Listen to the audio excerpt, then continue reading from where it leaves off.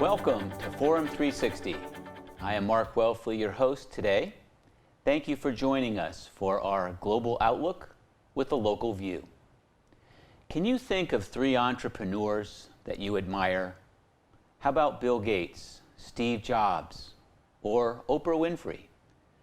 Before these entrepreneurs and countless others became billionaires that changed the world, they were ordinary people with an ethic for hard work, a relentless drive, and a dream. They also were fortunate to have one other asset on their road to success: a mentor.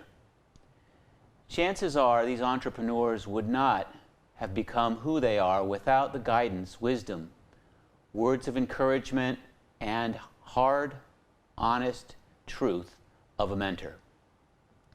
How many would-be entrepreneurs are there who might be something greater than they are if only they were mentored? My guest today, Michael Goldberg, has been in the middle of mentoring young entrepreneurs for more than 2 decades. Goldberg is also the executive director of the Veale Institute for Entrepreneurship at Case Western Reserve University.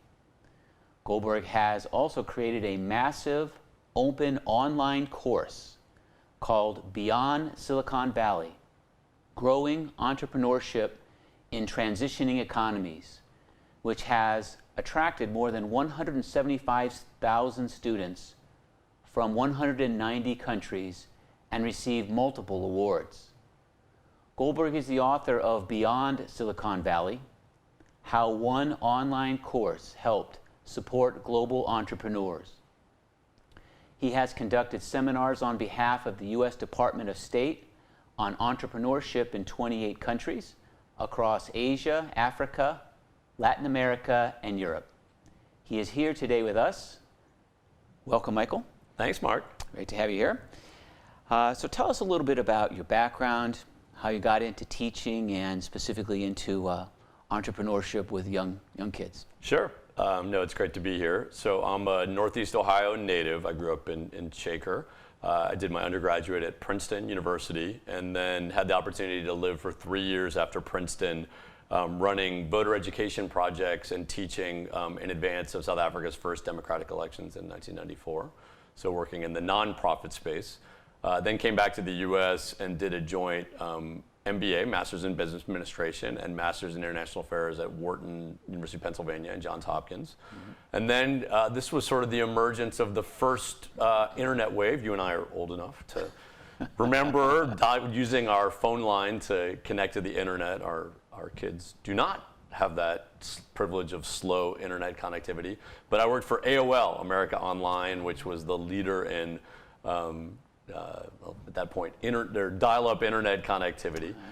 I worked in a group that did international joint ventures, and a really interesting time to be there before we merged with Time Warner, and then I ultimately left the company and got into venture capital. So venture capitalists invest in startup companies, and I had done work at AOL and at Microsoft evaluating investments and acquisitions in startups, and then partnered with someone in Israel to do that in the medical space. So then that brought me back to Cleveland.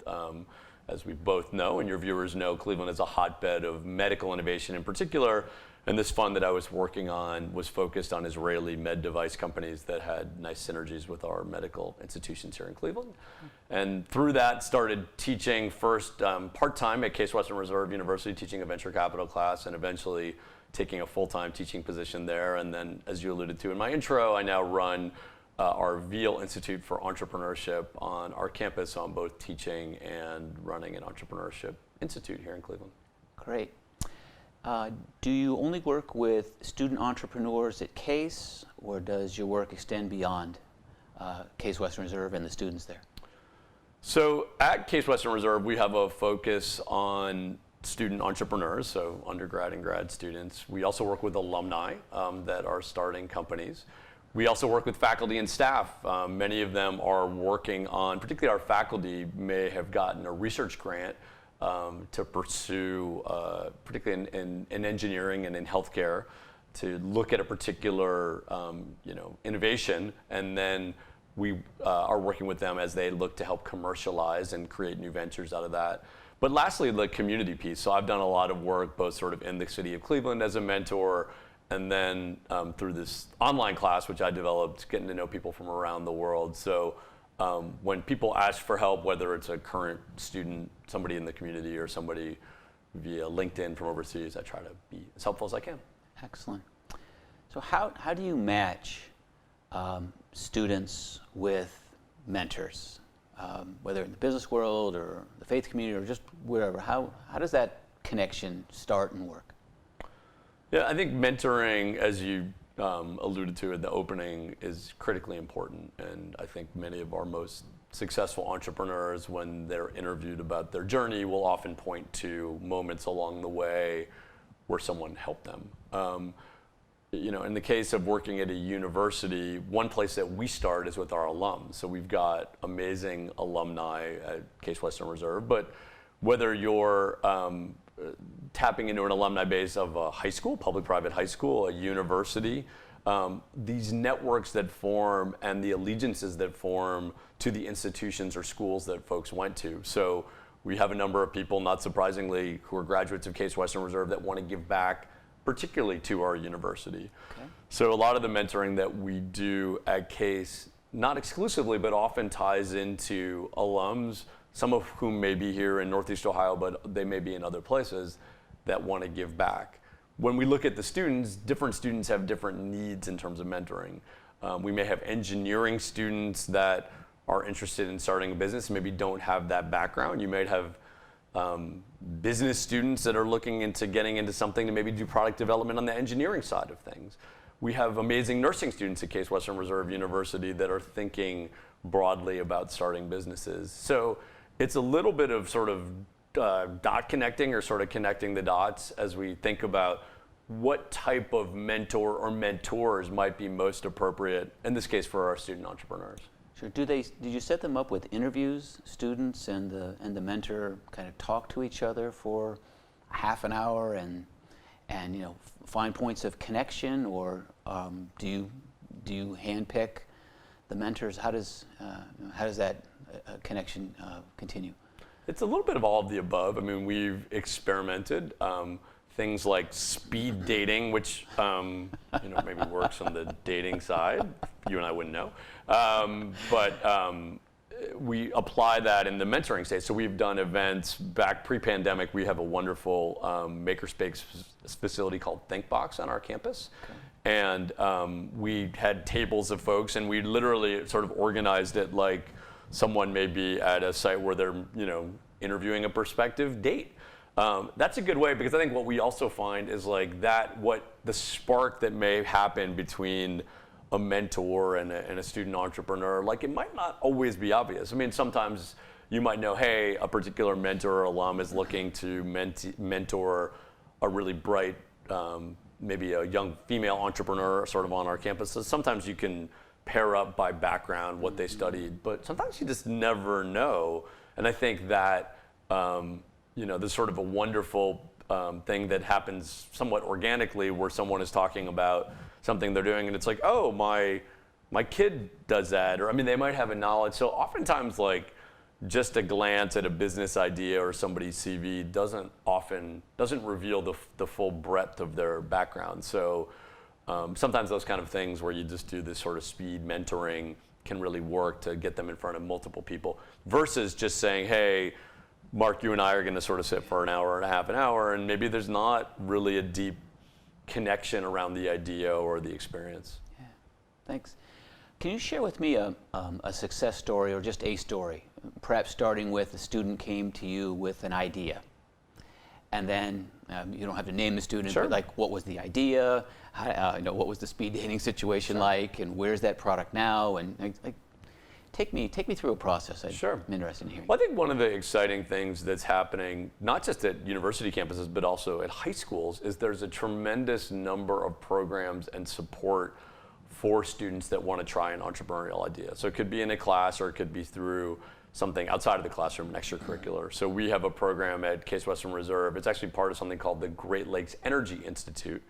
And that is a program where they bring in, they're called Think Energy Fellows, and these are students at the university, graduate or undergraduate, with ideas. So there were two students, Prince Ghosh and Lucas Friedman. I mushed their names together. Prince and Lucas. They took an idea originally through the Think Energy Fellowship program called Boundary Labs. It actually had to do with shop floor efficiency. And one of the things that we really try to do, both through that program and other folks at ThinkBox that help them, nonprofit organizations in Cleveland called Magnet, which works with physical product entrepreneurs. So there were a lot of opportunities for this student team to get in front of a number of other folks to sort of test some of their concepts. Fast forward, these students upon graduation applied to an accelerator called Y Combinator, which is probably the leading accelerator program in the world. Dropbox, Airbnb, several other companies, entrepreneurs have sort of come out of that program. And our students were accepted. Now, they were graduates at this point. They unfortunately started the program in the middle of the pandemic, so they actually flew out to San Francisco for the program at the beginning of 2020, finished the program sort of online. But it's an interesting example of you can literally go from a program at the university like a Think Energy Fellows where you're sort of have an idea for something, but it's not a real business, to all of a sudden you're at demo day at Y Combinator. Not all of our student journeys are like that. And frankly, most of the student ideas, whether they're developed in the classroom or extracurricularly, don't make it. Most entrepreneurship ideas sort of end up on the cutting room floor somewhere. But that experience of taking it through, and every once in a while you see something that actually works out. Oh, neat. Yeah. Neat. I'm interested in hearing about, and we've heard of SCORE, the retired organization of retired professionals that generously give their time to mentor students. But if there's somebody out watching today who has some skills and some interest and wants to serve their community in some form of mentoring or mentorship, how do you recommend they get started? What can they do? How do they engage? Well, I think universities are a good place to start. So, and we've got wonderful array of universities here in Northeast Ohio. Many of them have someone who does exactly what I do at their universities. So Kent State, University of Akron, Ashland, Cleveland State, John Carroll, among others, have really vibrant entrepreneurship centers or institutes. So those individuals that run those institutes would be a good place to start. So an alum would say, hey, I want to help. Or even if you're not an alum, let's say you've lived and worked and studied in other places, but you want to get involved with Case Western Reserve or Cleveland State. So that is one good place to start. LinkedIn, which it's funny, like my kids, their social media use they're not super excited about LinkedIn. But I think for folks like us, working professionals, students, and even folks at the back end of their career, I often find that connectivity on LinkedIn is a really interesting way. Both, I use it all the time to sort of connect with mentors and others to speak. Our students are using it, but it's also an opportunity actually for those that want to get back involved. There are LinkedIn groups, like we have a couple of different LinkedIn groups for our alums. And oftentimes you may see programming. What's happened very recently with us is because we're doing so much online programming sort of, during the pandemic, and we're opening these things up for our alumni. So one really nice way for alumni to sort of connect back into, in our case, entrepreneurial programs is to join a program. Most of these things are free. So that's a nice way to connect. You'd hear a speaker, you might hear a professor, and you start to do things. You might not necessarily be sitting in Hudson or Cleveland or somewhere else. You could be out in San Francisco or Honolulu or Cape Town, but connecting with your alumni as part of a program is another way that folks can reconnect. Thanks. We're talking to Michael Goldberg. Michael Goldberg is the executive director of the Veale Institute for Entrepreneurship at Case Western Reserve University. And we're talking about mentoring young entrepreneurs. So my next question is about students mentoring others. Do you ever see one student with a basket of skills and an idea kind of mentoring, working with? Is there a lot of intercommunication between students, or is the mentorship primarily an older adult working with who's been there and done that, working with a young college student that's just getting their feet wet with the idea? No, absolutely. I mean, startup weekends, which are really cool opportunities, like Cleveland State just had one called Startup Vikes that we encourage some of our students from Case Western Reserve to go to, are ways for students over a very short weekend to work on an idea. So what happens in some of those cases are, let's say that we were both showing up at a startup weekend. I may not necessarily even have an idea, but you're been noodling around with an idea. So the startup weekend format is you sort of show up, you would pitch an idea, I would pitch an idea, and then teams form around. It's like, oh, Mark's got an interesting idea I'd like to spend some time working around. And I think what's very interesting even for students is, like, not surprisingly, many of them have experience in different disciplines. So you may have a computer science student that's gifted in doing mock-ups of a particular app. You may have a business student or an accounting student or an engineering student. So I think that, mentoring, sharing of knowledge, particularly at events like Startup Weekend, can work really well. It sounds really interesting. A lot of high energy. Oh yeah, for sure. See there. What skill do you find is most lacking in an entrepreneur at the college level where you interact? Yeah, I mean, there's actually Angela Duckworth has a book on grit that came out recently. Like this, oftentimes people are sort of like, what is the secret sauce that sort of makes a great entrepreneur? And this element of grit and the willingness to persevere. I do find, and this is no knock on my students or any students, but like students are often very busy. They're doing a variety of different things. Like, I think to be a successful entrepreneur, you have to keep hammering away at the idea, continuing to talk to potential customers, getting feedback, doing what we call customer discovery. Mm-hmm. And I think sometimes students, they lose a little energy in that process. And particularly like if you're talking to people of our age, like we're not always checking emails or texts, but like we do pick up the phone. And like one of the things that I'm often telling my students as they try to get this customer feedback, because they'll say, oh, I sent an email to someone, I was trying to get feedback on something. Again, it's like, well, did you call them? And it's like, I mean, you might as well have asked them, did they, some other unsafe, it's like, this is, older people use the phone. So that, I think that kind of, because it's not even so much about a work ethic, because I think our students do work hard, but it's like, you gotta be creative to get feedback. Sure. Changing gears and looking at the entrepreneur concept internationally. Mm-hmm. Compare, contrast entrepreneurs from, say, the United States and how they think and behave versus, say, those from Israel or the Middle East. Sure. Or what's the entrepreneur scene like across the world? Yeah. Since you've traveled and worked with them? No, I'm happy to. I mean, in this course, which you mentioned at the beginning of the intro, which was called Beyond Silicon Valley, which actually was based on a workshop I did when I lived in Vietnam with my family, where the Vietnamese government was interested in getting perspective about how they could become more like Silicon Valley. And I was like, actually, you guys look more like Cleveland than you do Silicon Valley, because of really the role of government, philanthropy, and the private sector in coming together.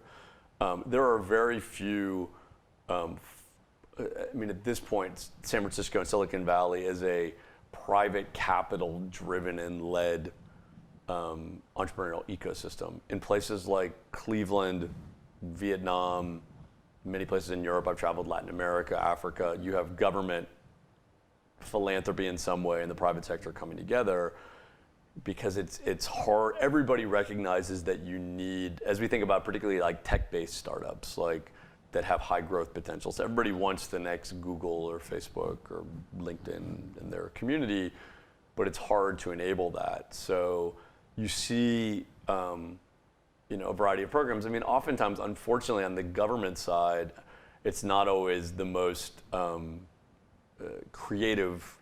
Government officials are not typically entrepreneurs, so setting up programs sometimes doesn't necessarily enable. We've actually been really lucky in the state of Ohio. The Ohio Third Frontier program which requires matching money. So the idea that if you want government money, you've got to bring at least that amount of money and match from an outside source. So I think we've actually done some nice things in Ohio that are models for other parts of the country and the world. But it's a slog. I mean, it's hard to get, everybody wants, high growth, big unicorn exits, but it's hard to do it. Sure. Is there a type of student or a type of person that makes a good entrepreneur? I mean, can you talk to someone for 5 minutes and say, you're going to make a great entrepreneur? They may not have an idea, but you think you've got it. Or can the entrepreneur, the student, just kind of come out of nowhere to say, hey, I've got a great idea and I've got the grit to back it up and make it real? Yeah. I think part of it's timing. I feel like with a lot of my students, given student debt, given a whole variety of factors, like they oftentimes don't necessarily want to take that leap because it can be very scary, and like frankly, when you're looking at a salary and being able to get experience, like many of our students are like, even the ones that I think have that probably secret sauce to be successful as an entrepreneur, are often afraid to make the leap. Oftentimes they don't necessarily have the idea, so they may be passionate about the idea of starting something, but they don't have that particular idea. So I think one of the things that I enjoy doing at a college level is I teach an entrepreneurial strategy. It's basically like an intro class. I have a lot of engineering students. A lot of them take it their senior year. They're like, I've already taken a job, but you hope that you can sort of plant a seed of interest that maybe at some point they come back to this at a future time when they want to take more risks. Because I do feel like the risk tolerance piece is often what drives students to make the leap, in addition to some probably personality characteristics. Yeah. In doing research for this interview, it seemed that the 900-pound gorilla in the room between a mentor and a mentee is the hard truth, that the mentor delivers sometimes some very hard truth about either the product idea, the personality of the entrepreneur, and that there seems and can be an impasse for a period of time, and perhaps a long period of time. How have you seen that play out? A mentor giving hard truth to a student, and how are there any kind of, you call it secret sauce, but anything that can squeeze the oil in the right gears to make that relationship work when the hard truth does come out?